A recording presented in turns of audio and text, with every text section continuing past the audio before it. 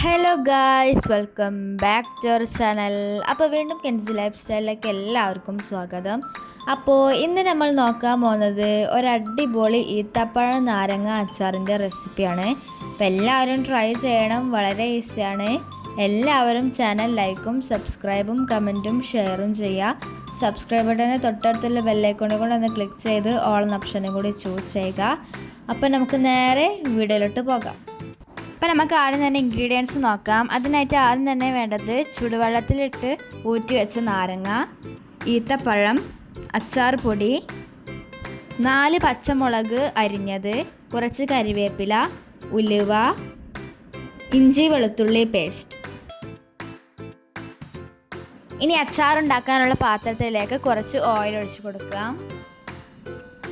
എന്നിട്ട് അതിലേക്ക് 2 സ്പൂൺ കടുക്, ഇനി അതിലേക്ക് മാറ്റി വെച്ച ഉലുവ ഇട്ട് കൊടുക്കാം.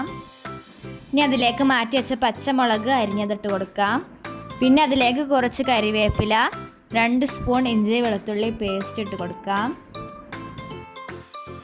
എന്നിട്ട് നന്നായിട്ടൊന്ന് മിക്സ് ചെയ്ത് കൊടുക്കാം. ഇനി അതിലേക്ക് കുരു കളഞ്ഞ ഈത്തപ്പഴം ഇട്ട് കൊടുക്കാം.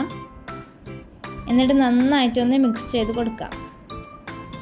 ഇനി അതിലേക്ക് 2 സ്പൂൺ അച്ചാറും പൊടി വീണ്ടും മിക്സ് ചെയ്ത് കൊടുക്കാം. ഇനി ഇതിലേക്ക് മാറ്റി വെച്ച നാരങ്ങ ഇട്ട് കൊടുക്കാം. എന്നിട്ട് നന്നായിട്ട് മിക്സ് ചെയ്ത് കൊടുക്കാം. നന്നായിട്ട് മിക്സ് ചെയ്യണം.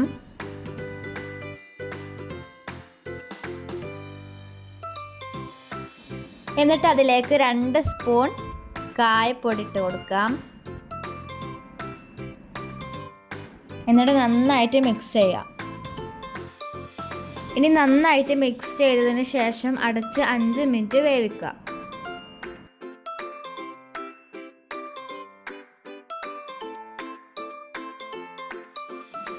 അങ്ങനെ നമ്മുടെ നാരങ്ങ എല്ലാം വെന്തിട്ടുണ്ട്. അങ്ങനെ നമ്മുടെ ഈത്തപ്പഴം നാരങ്ങ അച്ചാർ റെഡി ആയിട്ടുണ്ട്. അപ്പോൾ എല്ലാവരും ട്രൈ ചെയ്യണം, വളരെ ഈസിയാണ്.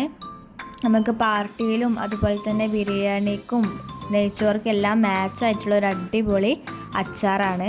അപ്പോൾ എല്ലാവരും ട്രൈ ചെയ്യണം, വളരെ ഈസിയാണ്, എളുപ്പത്തിൽ ഉണ്ടാക്കാൻ പറ്റിയൊരു അടിപൊളി അച്ചാറാണ്. ഇതിൻ്റെ മുന്നേ ഒരു വെള്ളനാരങ്ങൻ്റെ അച്ചാറിൻ്റെ റെസിപ്പി ഇട്ടിരുന്നു. അപ്പോൾ എല്ലാവരും കാണാത്തവരുണ്ടെങ്കിൽ അതും കൂടി ഒന്ന് പോയി കാണുക. അപ്പോൾ എല്ലാവരും ചാനൽ ലൈക്കും സബ്സ്ക്രൈബും കമൻറ്റും ഷെയറും ചെയ്യുക. സബ്സ്ക്രൈബ് ബട്ടനെ തൊട്ടടുത്തുള്ള ബെല്ലൈക്കോണും കൂടി ഒന്ന് ക്ലിക്ക് ചെയ്ത് ഓൾ എന്ന ഓപ്ഷനും കൂടി ചൂസ് ചെയ്യുക. അപ്പോൾ നമുക്കിനി അടുത്ത വീഡിയോയിൽ കാണാം. അതുവരേക്കും ബൈ.